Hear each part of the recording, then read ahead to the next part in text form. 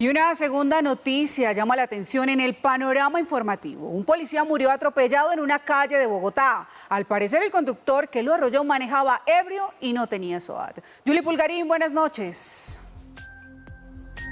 Muy buenas noches, Damaris. Un saludo para usted y para todos nuestros televidentes. Yo los saludo desde el CAI La Esmeralda, a donde pertenecía el patrullero Jason Aníbal Castillo Mendieta, quien lamentablemente falleció en la madrugada de hoy luego de ser atropellado por un conductor que, según las autoridades, iba borracho y no contaba con el SOAT. En este accidente vial también resultó herido su compañero y otra persona más, por lo cual las autoridades ya capturaron a esta persona y se encuentran en investigaciones.